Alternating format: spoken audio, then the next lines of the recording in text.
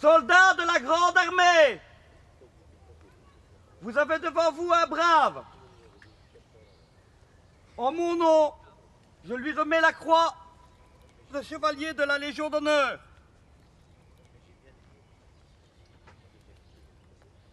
Respectez-le. Vous êtes un brave.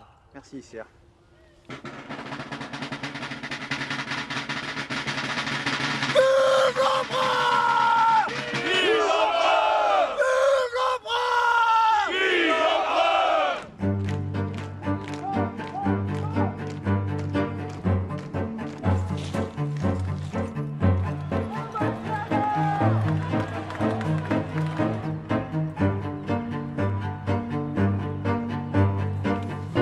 Il y a une trentaine d'années, s'est développé en France et en Europe un phénomène nouveau qui depuis ne cesse de croître.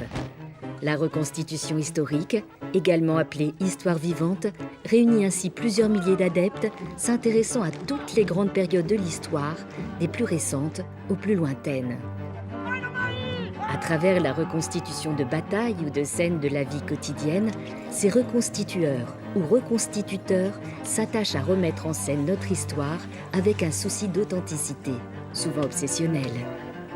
Qui sont-ils? Que cherchent-ils en s'immisçant ainsi dans le passé? Et surtout, quel sens cela peut-il avoir?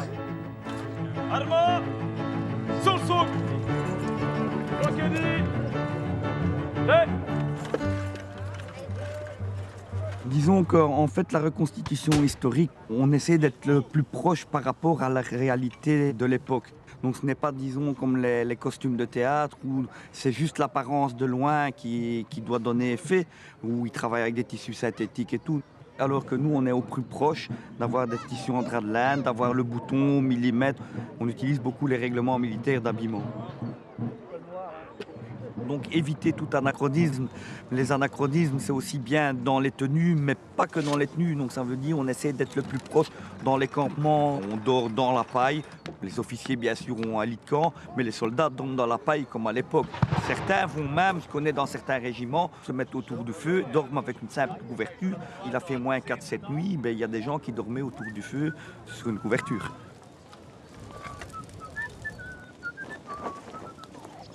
Dansons la carmagnole, vive le son du canon.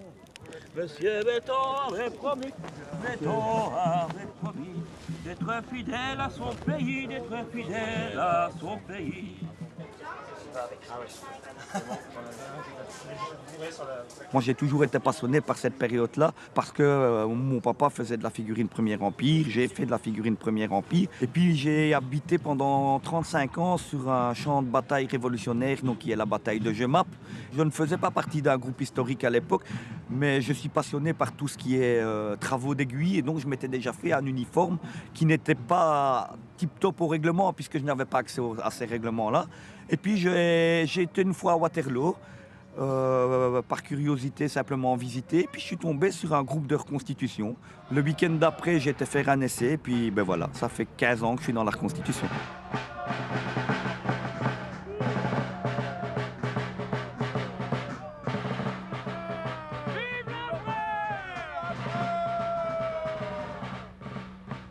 Donc au niveau de Napoléon, actuellement nous en avons, on va se limiter à 3 qui se partagent l'Europe si on peut dire. Donc nous avons un Américain, Mark Schneider, qui est un acteur de théâtre, un comédien. Nous avons un Parisien, un grand avocat, un grand cabinet d'avocats très riche, M. Sanson. Et nous avons ici un Bruxellois, un Belge, Jean-Gérald Darcin, qui est très apprécié entre nous, entre bivouaqueurs. Nous, c'est celui, en principe, on préfère. C'est un ancien de nos copains qui, au départ, avant d'être l'empereur, était soldat, qui a fait soldat pendant une quinzaine d'années. Donc, de ce fait-là, automatiquement, on se connaît et on se préfère. Vive l'empereur! Vive l'empereur!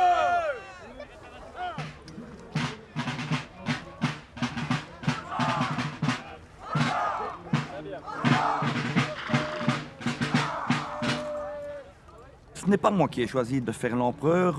J'ai été désigné par les hommes pour la ressemblance physique, la taille, l'âge. Et puis d'ailleurs, mon surnom, il faut savoir que tous les militaires ont un petit nom. Et mon surnom, déjà avant, bien avant, était la doublure. C'était un double jeu de mots, le fait que je ressemblais à l'empereur. Et comme je fais aussi de la couture, c'est la matière, la doublure.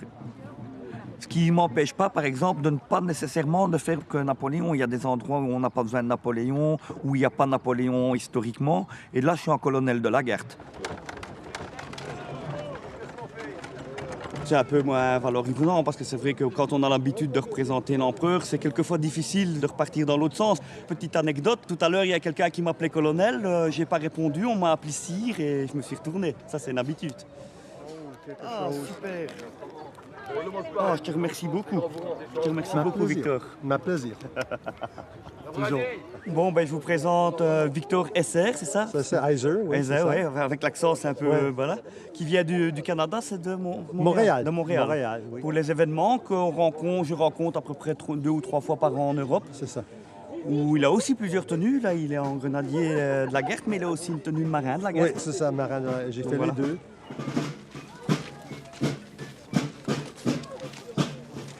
Zatov! Frère!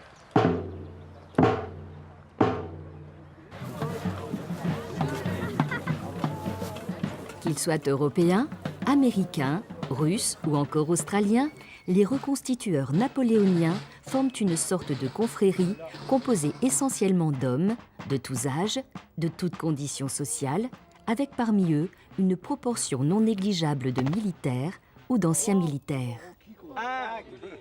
6.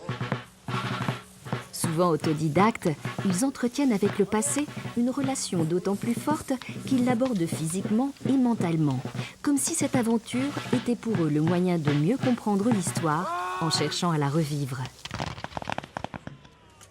Sur place, repos!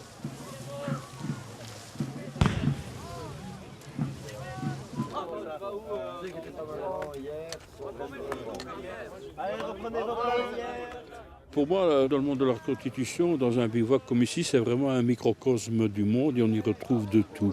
Mais chacun a des motivations totalement différentes. Il y en a qui c'est par amour de l'histoire, d'autres c'est par nostalgie d'une période militaire ou du scoutisme.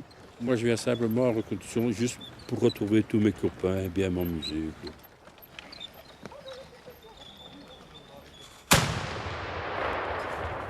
On en a eu combien, chef? Certain nombre, chef. Ouais, ça. Vous êtes content? Enchanté. Je suis né à Waterloo, donc j'ai toujours baigné dans cette atmosphère de Napoléon. Puis j'étais figuriniste, et comme beaucoup qui au départ sont figurinistes et passent de la maquette à la réalité. Personnellement, j'ai pas de nostalgie militaire parce que j'ai été engagé dans la marine, etc. Donc moi j'ai eu mon compte. Par contre, j'ai déjà remarqué que beaucoup qui n'ont pas été soldats essaient de venir voir un petit peu une approche dans le but de combler une lacune chez eux.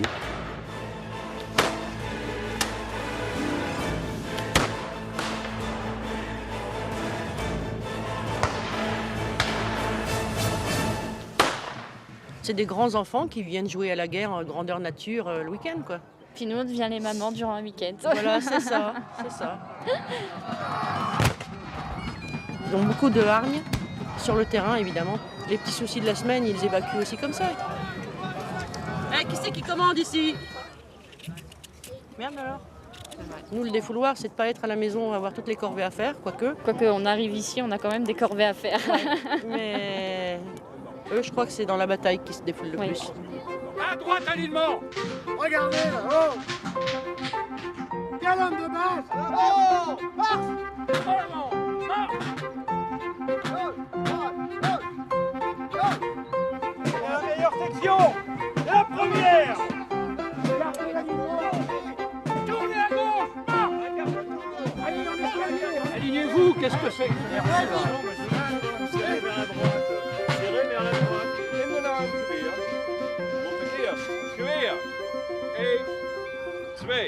Dans cette vie de substitution où tout semble possible, l'accès au très haut grade est beaucoup plus simple que sous le Premier Empire.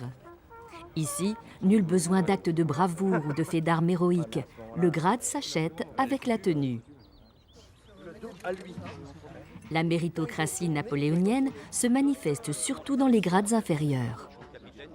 Leur accès récompense l'assiduité et les connaissances des reconstitueurs, ainsi que leur aptitude reconnue au commandement. J'ai commencé comme simple artilleur. Et là, à un certain moment, j'ai une personne qui m'a dit « Tiens, tu feras bien le maréchal et tu représenteras bien le maréchal Masséna. » Je lui ai dit « Oui, d'accord, sans rien connaître. » Et c'est ainsi que j'ai appris à connaître le maréchal Masséna. J'ai survécu à Waterloo, je ne l'ai pas battu. Il ne faut pas oublier que je suis resté sous Toulon. J'étais gouverneur de la place de Toulon. Mais je suis mort en 17, je n'ai plus que 2 ans à vivre. C'est malheureux de savoir la date de sa mort, au nom de Dieu. Hello. Monsieur le maréchal, que puis-je pour vous? Mais regardez un petit peu ma santé. Je vais vous prendre le pouls, moi. Mais vous êtes vaillant comme un soldat de 92. Eh bien voilà, c'est ce que je voulais entendre. Je dois me faire accepter par les hommes. Mais je n'ai aucun pouvoir sur les hommes. C'est-à-dire que j'ai dû faire mes preuves. Prouver aux hommes que je suis capable, que je connais mon histoire, que je ne suis pas un clown. Mon passé, c'est très difficile, on dirait toute une drogue. À un certain moment, pour raison de santé, j'ai dû normalement arrêter. J'ai arrêté 2 semaines, 1 mois. Et j'ai dû reprendre parce que ça me manquait.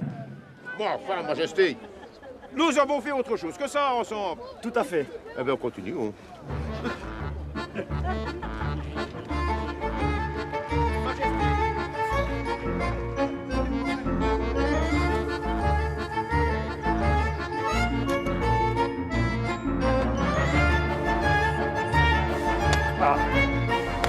À vous, général.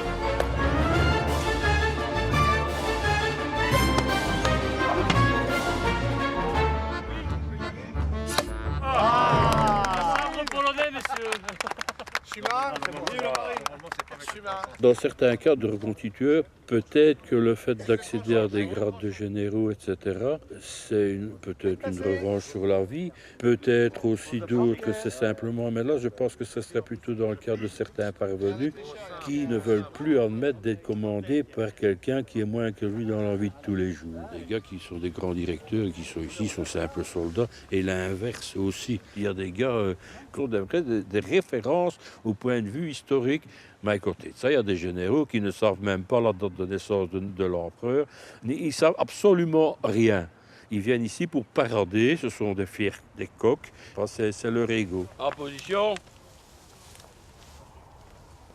À vos outils. Ok.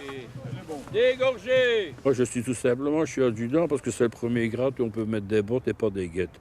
Hein, et comme ça, je ne dois plus m'emballer les pieds comme des cadeaux de Noël. Déposez. Je suis trop gros pour pouvoir me plier et mettre mes guettes. Donc, je suis au grade d'adjudant, j'y reste et puis c'est terminé. Je suis l'adjudant Michonnet du 3e régiment d'artillerie. Un surnom un petit peu comique, quoi, Michonnet. Parce que je ne me prends pas très au sérieux dans la reconstitution. Ordine, Quinturia! Signa sursum! Movete! Movete! S'il vous plaît, laissez-moi le passage. Dans la reconstitution, pour monter en grade, il faut avoir un certain niveau de compétence et de connaissance. On ne peut pas devenir centurion, ni tribun, ni légat, sénateur ou même empereur, si on n'a pas les sources, si on n'a pas les connaissances, si on n'a pas le discours, et surtout si on n'a pas les objets adéquats pour présenter au public. Car la reconstitution, c'est une affaire sérieuse. Nous faisons de l'archéologie vivante. Et si je puis dire, moi-même, je me suis en quelque sorte autoproclamé. Mais j'ai été reconnu par ces soldats pour être aussi le meneur des grandes troupes. Alors ces hommes en retour, pour les remercier, pour leur rendre hommage, je les décore publiquement. Et à partir de là, nulle autre association ne pourra se permettre de lui dire qu'il n'est pas centurion. Car je l'ai reconnu publiquement. Manem ad Adriani, ietas ad iuram fidelia, ad manem ad imperatore, quidi ad consquidia ad fidelia. Tu m'as servi sur 3 campagnes, la cité de Hatt, la cité de Bavé, la cité de Ebéchi. J'ai décidé de te faire un vétis bien particulier, fait dans le bois de ton pays, en chêne. Ceci sera ton emblème de commandement, tu pourras le porter quand tu veux, tu n'es pas obligé de l'avoir tous les jours. Mais c'est ton sceptre qui fera foi de ton pouvoir. Il est à toi, camarade. Gracias, imperatore. Clamatelo.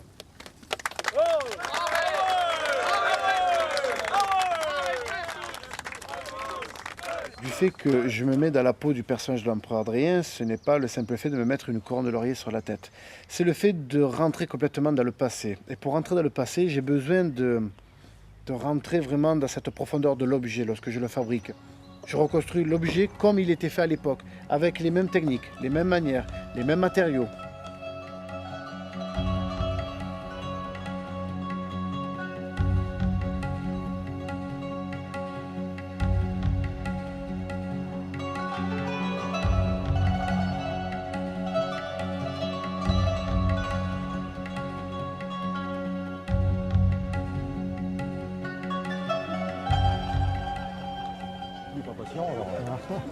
Alors vous voyez, donc ça c'est donc le sceptre qui est fait donc en bois d'ébène. C'est celui donc que je suis allé récupérer donc les éléments directement en Égypte à Abou Simbel pour la partie du bois. Et au niveau du globe, donc qui est fait lui en calcédoine, une des plus rares, surtout de cette grosseur-là. Voilà, c'est une copie donc du sceptre de cavalerie d'Adrien qu'on retrouve sur les monnaies, la numismatie. Et là, je le présente ici sur Marle, donc cette pièce assez rare, qui est quand même une pièce assez fabuleuse. Et bien sûr qui est calculée pour la cavalerie, pour ce pommeau. Voilà, et c'est le sceptre lors des grandes parades militaires. Et à côté, vous avez la fameuse pourpre, qui est faite donc de soie, complètement de soie, teintée au murex, avec ce fameux petit coquillage. Elle est donc tressée directement faite à Constantinople, à Istanbul, actuellement en Turquie. Et cette pourpre, c'était exactement ce que les autorités impériales portaient. Voilà, et là, nous l'avons ici directement représenté avec tous les broderies faites en fil de soie dorée, tout simplement, cousues au piquetage de crâne de cheval entretenu.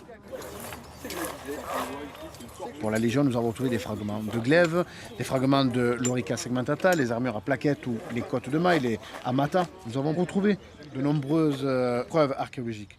Mais pour les institutions du pouvoir ou pour les empereurs, nous n'avons pratiquement rien retrouvé, si ce n'est que quelques fragments de sceptres datant du IIIe siècle après Jésus-Christ, ceux de l'époque de Constantin, de Maxence. Là non, là c'est les objets que je fabrique. Ils sont vraiment basés sur les sources, sur la statuaire, sur le manuscrit, donc tout ce qui est écrit, ou la numismatie, les monnaies, les pièces de monnaie. Donc, mes sources sont quand même assez faibles pour que je puisse reconstituer un objet. C'est un certain coût, oui, mais un peu moins cher, car j'achète la matière à l'état brut, parce qu'après tout le reste, ce sont mes mains qui les payent. Moi, j'ai rien acheté. Mes chacots, je les fais moi-même. Ma giberne, tu peux voir, découpée à la lime moi-même. Mes épaulettes moi-même. Avec mon pantalon que j'ai fait faire. Un shako comme ça, si vous devez l'acheter, équipé comme ça, il faut aussi 700 €. Même ça, je les ai fait moi-même, je les ai taillés une par une à la lime. Oui. La plaque, je l'ai achetée.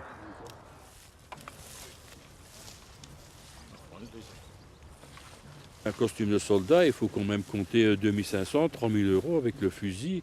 Un costume d'officier coûte déjà beaucoup plus cher. On peut peut-être même parler déjà de 5000 €, minimum. Mais souvent, les puristes aiment bien de le faire eux-mêmes parce qu'à la base, il y a surtout une recherche. Regardez la finesse du travail. Et c'est tout fabriqué nous-mêmes. Tout fait à la main, nous. Oui. On fabrique tout nous-mêmes. Oui, c'est comme moi j'y vais, moi j'ai fait moi-même aussi, oui. Découpé à la lime, etc., entièrement moi-même. Voilà. Parce que ceci plus cela, on arrive à des montants astronomiques, quoi.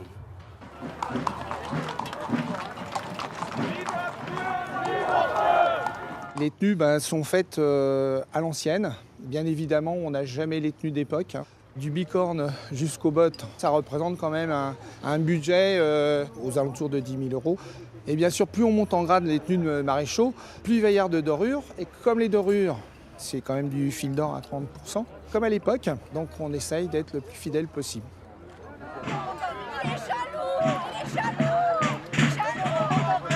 On dit que l'habit ne fait pas le moine, mais l'uniforme a quand même certains attraits.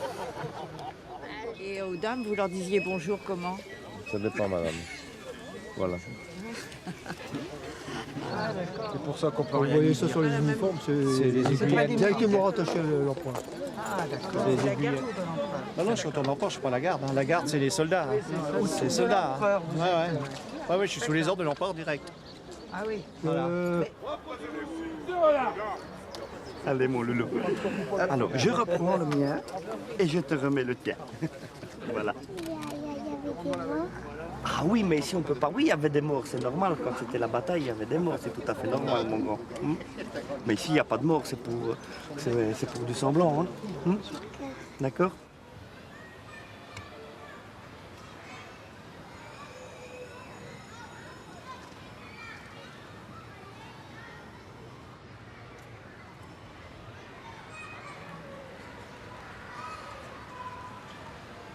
Quand j'étais enfant, que je faisais le marché avec ma mère sur Carpentras, j'ai toujours eu ce petit œil sur cet arc de triomphe et l'attachement, il est que par mes origines italiennes, j'ai un petit bout de Rome ici.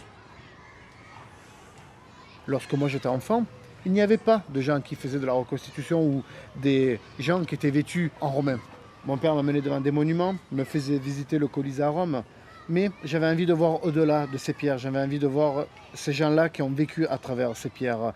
Donc j'ai construit cette image-là parce que pour un enfant, c'est que du rêve, parce que lui, plus tard, se rappellera de cette image-là et transmettra mieux l'histoire, parce qu'il aura vu un personnage, des gens habillés en tenue romaine, soupeser le sceptre ou les étendards de l'empereur, comme j'ai fait à la conférence au collège. C'est une pièce qu'elle est estimée à 25 000 €.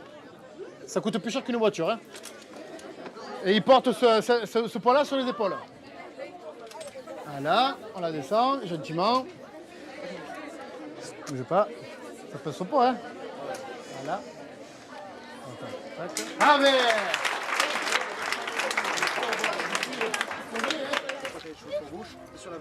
Tous les gens qui font la reconstitution historique sont des passionnés. Ce sont des passeurs. Ils transmettent une connaissance d'une manière originale, vivante. Donc ça, c'est une chance, on va dire, pour beaucoup de gens qui n'ont pas cet accès à l'histoire. On aime justement expliquer au public comment les choses se passaient il y a 2000, 2500 ans. Voilà, pour leur donner des éléments de comparaison. Toutes les périodes le font, mais c'est quand même très sensible cet aspect pédagogique sur la reconstitution antique. Les casques, donc je dis, ça c'est le cas de Romain Lagarde des Gaules. Les Gaulois, les Celtes, vont avoir un casque plus évolué, avec des protège-joues. Les Romains, qui sont pragmatiques, vont dire, ce qui est bien, on le prend. Donc ils ont un casque qui est intéressant par rapport aux nôtres, qui est un simple bol, qui protège les joues, les estafilades. Et c'est pareil pour l'équipement, la côte de maille c'est celte par exemple, c'est une invention celte. Les Romains ne connaissaient pas la côte de maille. Bah, ça c'est un amalgame en fait de la culture moderne par rapport à la télévision, par rapport à la bande dessinée, par rapport à tout ce qu'on connaît sur l'armée romaine, est tellement flou ou complètement fausse qu'on se doit de pouvoir faire ce type d'événement pour pouvoir répondre aux attentes du public et corriger toutes les erreurs que le public se fait. C'est vraiment hyper intéressant pédagogiquement. Très fort. Donc on va mettre des renforts de manière à atténuer le coup de cette faux. Donc une tortue, une testudo, elle ne sert uniquement pour les sièges. En race campagne, ce n'est même pas la peine. Protection. Protection efficace. Très efficace. Pour éviter notamment flèches, javelines et javelots. Réunis.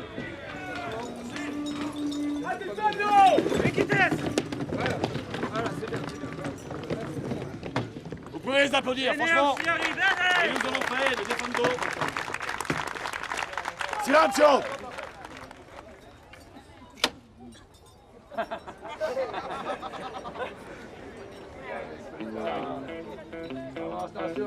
Regarde comment tu fais le méchant. Oh là!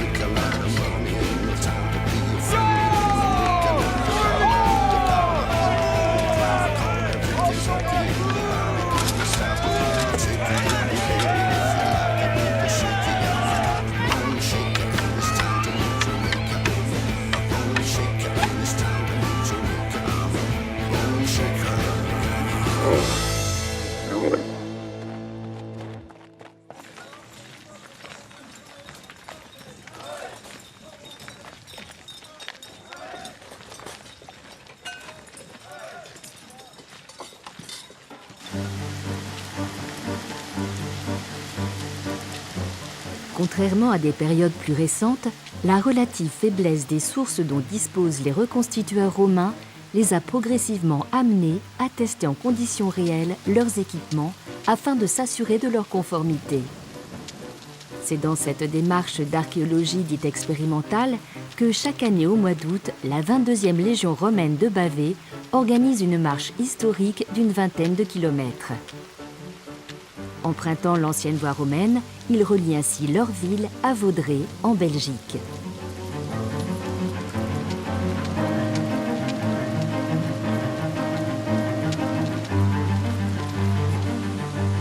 Ça fait la 5e qu'on fait d'affilée, donc on a commencé en 2011. On est passé par tous les temps possibles et imaginables. Il y a 3 ans, en 2012, on a eu 43 degrés. Et alors à l'inverse, hier, 17 degrés et des trompes d'eau. C'est hyper enrichissant pour nous parce qu'on a rapidement vu les limites qu'on a au niveau, alors pas physique parce qu'il faisait frais donc ça allait, mais vraiment au niveau du matériel qu'on utilise, qu'on reconstitue, surtout au niveau toujours des chaussures, avec les cuirs qui s'affaissent ou qui ne tiennent pas très bien l'humidité, et surtout les tissus, les manteaux qu'on porte, la paille-noula qu'on met sur nous pour protéger l'équipement, mais qui se gorgent d'eau très rapidement, et ce qui fait que ça fait un poids énorme en plus, et ça nous permet en fait en testant de confronter ce que l'archéologie nous laisse avec les techniques et les objets que nous on a.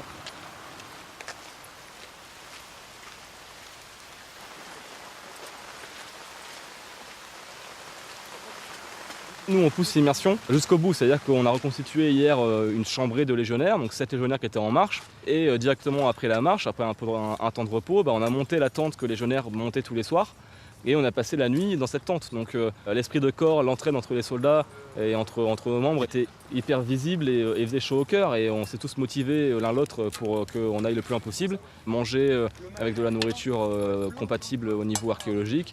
Et la sauge, c'est excellent. Et après, de l'entraînement directement, il n'y a pas d'oisiveté. Explité, arma, sursum, croquerie, thé. On n'est pas militariste dans l'âme, mais là, sur les 7 marcheurs, j'ai un militaire de carrière et un gendarme. On a tous forcément un goût pour l'art militaire, pour cet aspect d'ordre. Accélératé. Allez, ordinum. On est un petit peu à ce niveau-là maso, on va dire, mais c'est effectivement un aspect qu'on aime beaucoup. Et de toute façon, les gens qui viennent et qui n'aiment pas cet aspect, en général, ne restent pas. Quand on est passionné à fond, c'est comme ça qu'il faut voir les choses. Si on vient pour faire du copain camping, pour moi, c'est pas la bonne vision des choses. Parce que si on veut vraiment reconstituer à fond, il faut aussi que la démarche psychologique soit présente et qu'on soit pas juste un uniforme vide, un mannequin vivant en fait. Il faut aller plus loin que ça.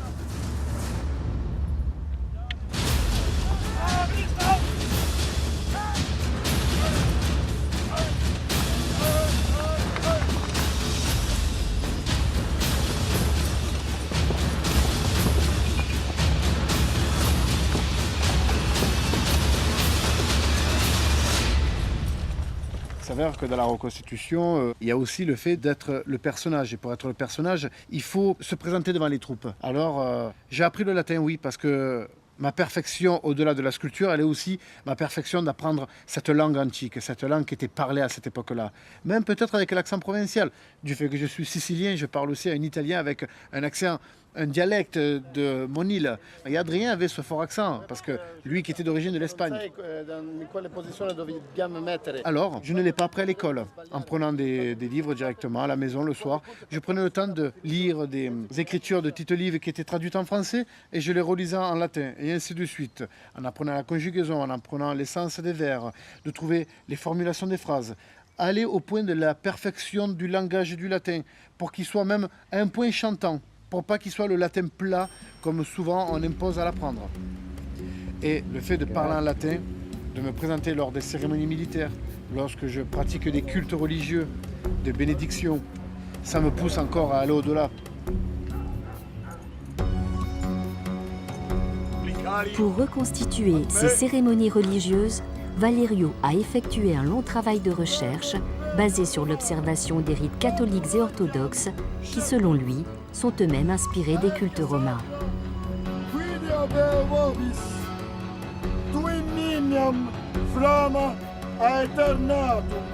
Pour reconstituer cette cérémonie, il m'a fallu un certain temps de recherche, pratiquement 5 à 10 ans de travail. Elle contribue donc à mettre en évidence, comme dans l'Antiquité, comment on bénissait des personnes, comment on bénissait des armes. à mon titre en tant que grand pontife, Pontifex Maximus, empereur. Lorsqu'on pratique ces cérémonies-là, on a un sceptre qui s'appelle donc le litus, un objet symbolique qu'on présente devant la flamme sacrée, où c'est qu'on y brûle l'encens, car il faut savoir que l'encens, la myrrhe, servait à purifier le lieu.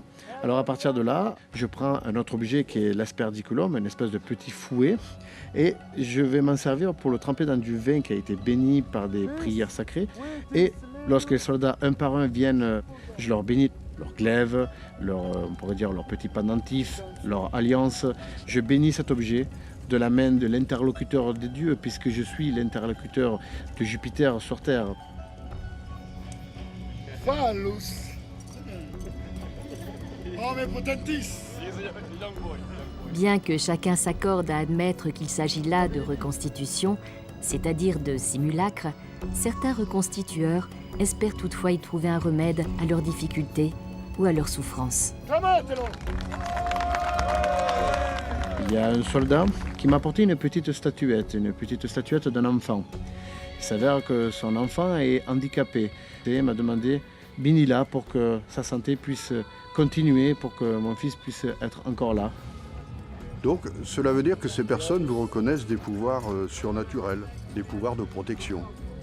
Alors ces personnes, ce sont des passionnés, ils me reconnaissent pour être déjà un chef pour eux. Après, si ces gens-là m'apportent, on pourrait dire, une pensée spirituelle envers ma personne, comme pour être, on pourrait dire, un prêtre pour eux. Moi, pour moi, je suis qu'un simple homme.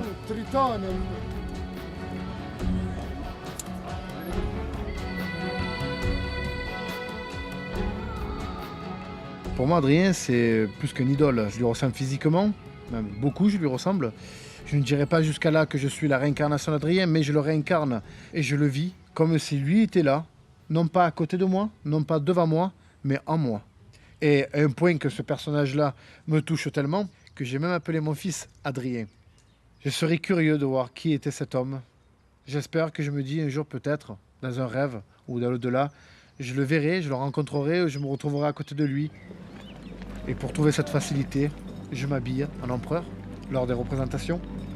Et je me dis, pendant ce petit instant de cérémonie militaire ou de culte, je suis toi, toi tu es moi, je te vis, je ne suis plus Valerio à ce moment-là, je deviens Adrianus.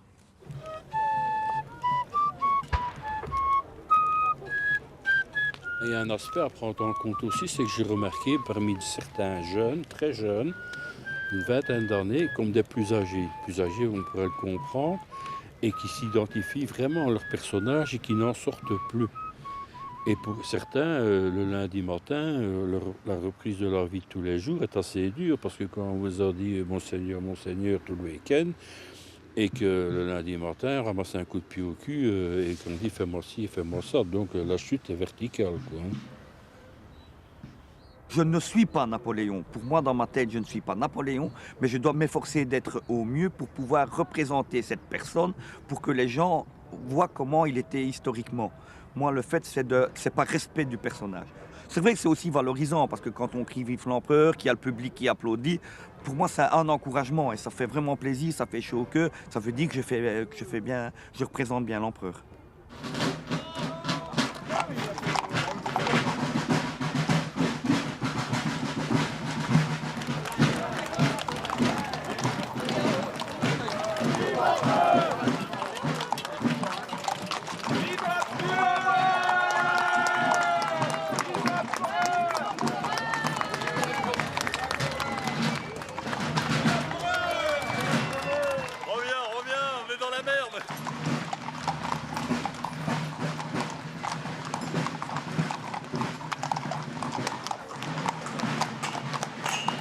Actuellement, je ne pourrais pas m'en passer. D'ailleurs, maintenant, on ne sait pas avec l'évolution de la vie, mais actuellement, je ne pourrais pas m'en passer. Bonjour, monsieur le maire.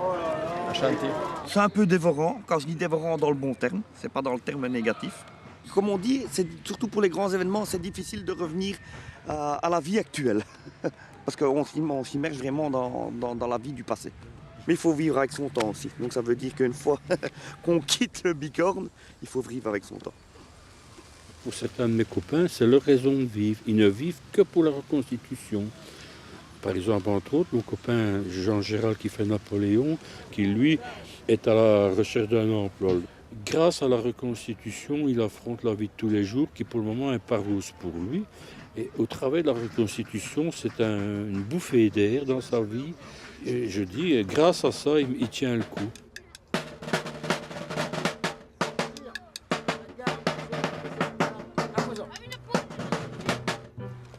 Vous êtes battus avec courage. Je pense que demain, nous aurons encore une dure bataille. Seriez-vous présent? Tout à fait. Avec force et honneur? Tout à fait. Au plaisir de combattre à vos côtés. Je te fais officiellement chevalier de la Légion d'honneur. Sois fier et défends-la et profite. Messieurs, ayez le respect de ce nouveau chevalier.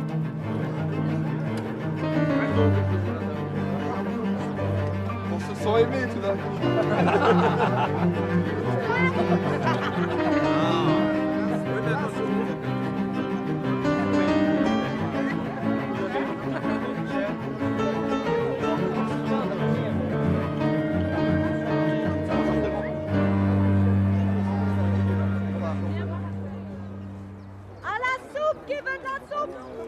Les motivations des reconstituteurs sont diverses, dépendent du profil de chaque personne, mais aussi des époques reconstituées. Il y a aussi quelque chose qui est très important, que recherchent les reconstituteurs, et là, qui traverse les époques, en fait. C'est une espèce de nostalgie d'époques dans lesquelles ils se reconnaissent davantage que dans notre société moderne. Alors le mot nostalgie n'est pas une maladie honteuse, on n'est pas des passéistes. Dans une société qui aujourd'hui est de plus en plus égoïste, il y a une espèce de recherche d'un sens commun. On essaye de retrouver des valeurs, de retrouver ces temps. On était beaucoup, effectivement, peut-être moins matérialistes, mais on savait quelles étaient les valeurs qui faisaient cette cohésion au niveau de la cellule humaine, qui était familiale, qui était celle du village ou de la nation. Et c'est peut-être aussi ça qui pousse les gens à faire de la reconstitution. Essayer de se retrouver, de savoir d'où ils viennent, de savoir ce que vivaient leurs ancêtres, de comprendre ce que leur racontaient leurs parents, leurs grands-parents, chercher les fondamentaux. Oblique à droite, marche.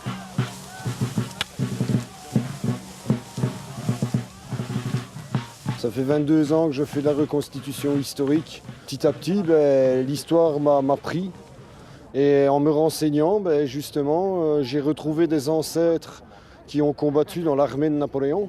Mon ancêtre était officier justement au 48e d'infanterie. Et je représente maintenant, 200 ans plus tard, cet ancêtre qui avait aussi ce surnom de la brindille. Son sabre m'a été transmis, qui a participé à la bataille de Waterloo. Ouais. C'est avec ça qu'il a combattu. C'est une relique. Et moi, j'ai voulu de la faire revivre sur les champs de bataille. Austerlitz en Tchéquie, Albuera, l'Espagne, le Portugal. J'ai été partout ce que mon ancêtre a combattu. J'ai suivi cette race.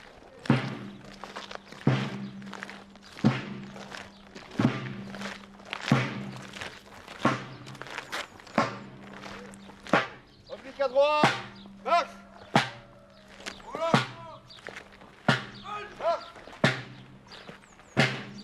Contre-marche, par la gauche. Marche. Qu'est-ce qu'il fait?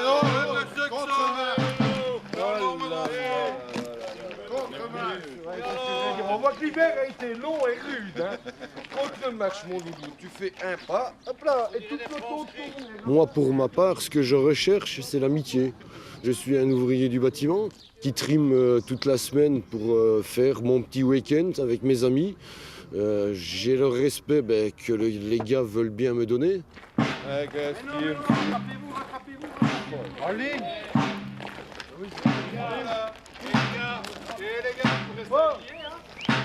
Stop. On n'a plus tout ça. Maintenant, c'est chacun pour soi, chacun pour sa peau. La reconstitution, c'est une façon justement de se libérer de tout ça, de se retrouver entre amis et de vivre une époque glorieuse qui justement fait notre histoire. T'as rien écouté pendant 14 ans de service, hein? T'es sûr. Allez, contre-marche par la gauche. Marche. Allez, on suit. On nous prend peut-être pour des grands gamins, des grands zozos qui font la guerre. Oui. Pour certains gens, certaines personnes, c'est le regard qu'ils ont peut-être de nous. Mais ce qu'ils ne savent pas justement, c'est qu'il y a des gars comme moi, je suis ancien militaire, j'ai combattu en Somalie à l'époque. Je sais c'est quoi justement d'aller au combat, des vrais combats, là où on se tire dessus pour de bon. Ici, on se tire dessus, mais en amis, ça reste du spectacle.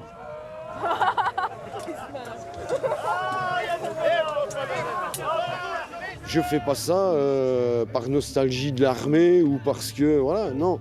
Je fais justement de la reconstitution pour plus jamais, et je le dis bien, pour ne plus jamais avoir réellement à tirer sur quelqu'un.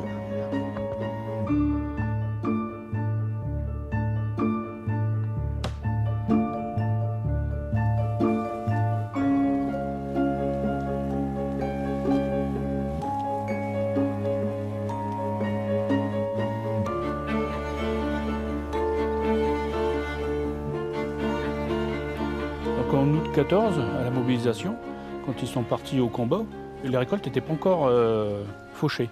Donc ils sont partis en laissant leurs récoltes derrière eux. Et les premiers combats, ils ont combattu quand même dans les champs, ils ont vu le dégât que ça fait, ils ont dû souffrir 2 fois plus en voyant toute cette terre détruite et en pensant que leur récolte derrière eux était laissée à l'abandon.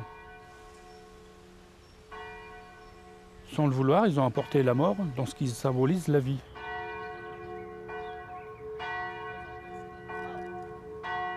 Avec des amis du village et du Chemin des Dames, on a créé la Baïonnette. C'est une association fondée sur la guerre 14-18.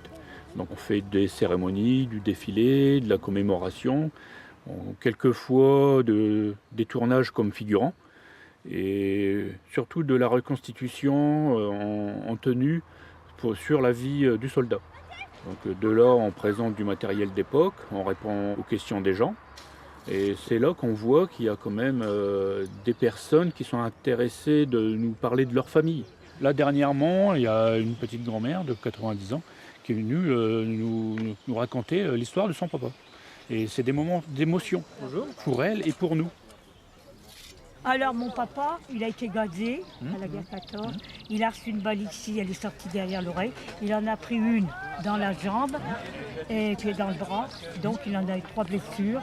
Là c'est lui. Et alors ici, vous voyez, mon papa, on l'a décoré Légion d'honneur, croix de guerre, médaille militaire. Il a fait toute la durée de la guerre. Voilà. Oui. J'en ai encore des autres. Là. Vous voyez, ça c'était mon papa, médaille militaire. Il y en a, ils disent rien, mais lui, mon papa, il m'a tout eu quelques paroles. Alors là, chez moi, j'ai son quart. J'ai la fourchette, mais la fourchette comme ça, en long. Hein. Oui, vous avez les couverts complets avec son quart. Voilà, le couvert complet. Voilà, il est impeccable. Alors je retrace les souvenirs de mon papa. Alors, mais je suis toute seule, mes frères, ils sont décédés. Et c'est bien ce que vous faites. Oui, oui, tout le monde le dit. Oui, donc forcément, tous ces souvenirs-là, c'est... Le gars de Château-Thierry faut départager.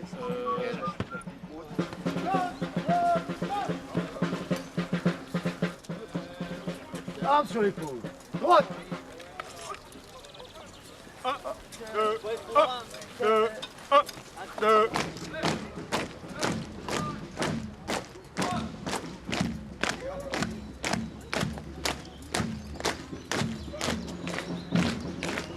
Ça m'a tombé dessus dès l'enfance en fait. Je suivais mes parents dans les bois, ils faisaient des coupons d'abattage, je jouais là. C'est bien plus tard que quand j'ai commencé à trouver des petits objets, des éclats, des petits boutons. Et puis surtout, qui était important, c'est quand je ramassais ce bouton, je me suis dit, je dois être le premier, celui d'avant, c'était un poilu qui l'avait touché. Et c'était assez émouvant ça, de savoir qu'on est le premier à toucher l'objet depuis tout ce temps-là. Alors j'ai voulu trouver cet uniforme, essayer de me faire un uniforme de poilu. Alors mon père il m'emmenait sur les brocantes ou les bourses militaria et j'ai mis au moins une dizaine d'années pour créer cet uniforme. Et là regarde, là tu as une belle série de casques aussi.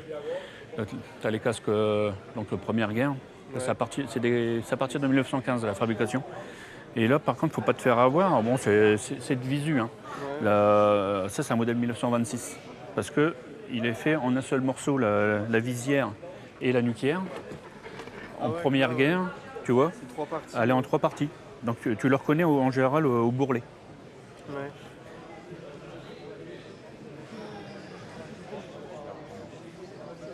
Après, j'ai fait mon service militaire. J'étais incorporé au 1er régiment d'infanterie. En cherchant leur histoire, en plus, ils ont combattu ici, sur le secteur Chemin des Dames. Ça m'a donné l'envie aussi de faire l'évolution de l'uniforme du 1er RI. Donc de sa création en 1479, faire de l'Empire, faire du 1870, du 14. Je suis en train de faire des guêtres du 1er Empire pour continuer ma tenue du 1er de ligne. Il ne manque plus que là, sur cette veste-là, les boutons à faire, les boutonnières. Et après, je vais avoir terminé.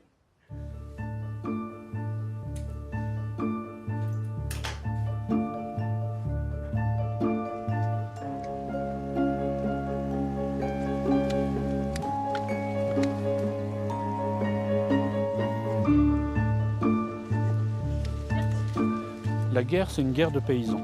C'est des simples soldats, emmenés par des officiers qui faisaient plus partie de la bourgeoisie. Moi qui ai du milieu de la terre aussi, dans la reconstitution, je préfère me mettre en simple soldat. C'est plus pour m'identifier, ça me représente beaucoup plus.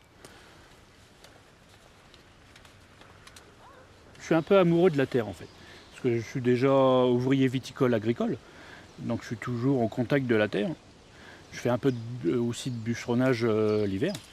Et donc c'est des lieux que je connais très bien. Et de savoir qu'il y a des hommes qui ont souffert dans cette terre-là, ça m'a fait quand même quelque chose quelque part.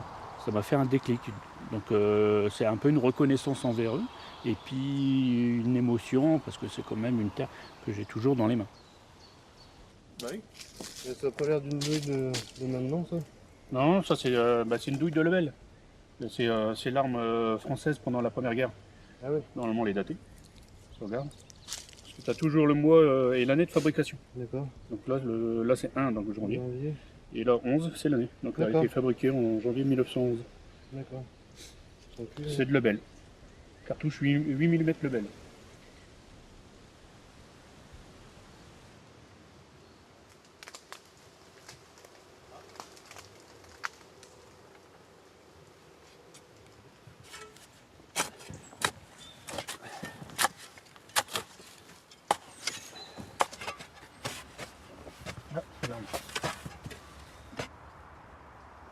C'est bizarre. On dirait des gants ou... Ah peut-être. Ça doit être assez fragile. Bon.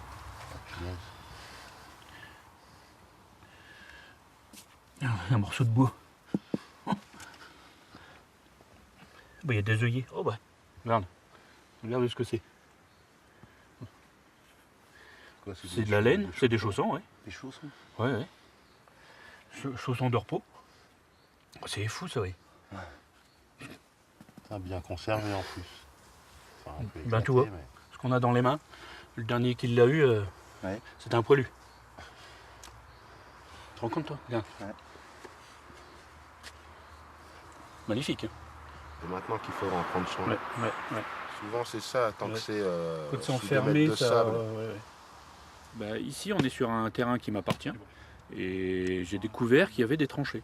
Et c'est des tranchées, après que j'ai appris en fouillant, que c'était de l'artillerie française. Donc là on est juste à côté du chemin des Dames, à 3-4 km. Petit à petit j'ai voulu restaurer cette tranchée pour faire un lieu de reconstitution. J'ai eu de l'aide des amis qui étaient intéressés, qui sont venus m'aider. Donc on vient souvent, on se retrouve ici, c'est un peu un lieu chargé d'histoire et on aime bien se retrouver, discuter et entretenir cette tranchée. Ben, le nord de la France, c'est une terre de guerre et d'invasion. Donc les gens s'enterraient pour se protéger. Ils creusaient des grottes dans la craie. Et nous, dans cette tranchée, c'est peut-être une manière de dire qu'on s'enterre pour se rapprocher de ceux qui ont souffert ou ceux qui se sont fait enterrer par les obus. À la base, j'étais pas originaire de la région, j'étais en région parisienne et on était à milieu de tout ce qui avait attrait à la Première Guerre mondiale. Et c'est en arrivant en Champagne-Ardenne que j'ai commencé à découvrir les lieux dans un premier temps, rencontrer Sylvain dans un deuxième temps. Déjà, la culture de Sylvain m'a impressionné, j'ai voulu en savoir plus. Et sachant qu'il avait une tenue de tirailleur sénégalais et que j'ai eu aussi envie justement de rendre un peu hommage à toutes ces personnes qui sont souvent un peu oubliées lors des reconstitutions.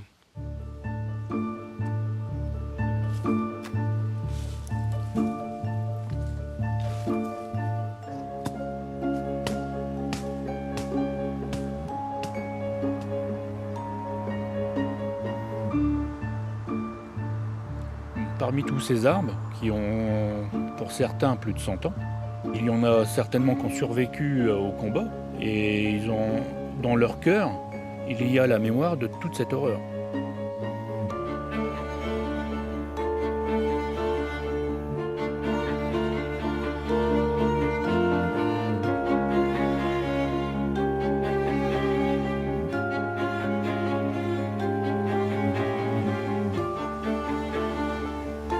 Il y a une phrase qui nous représente de Jean Cocteau, c'est le vrai tombeau des morts, c'est le cœur des vivants.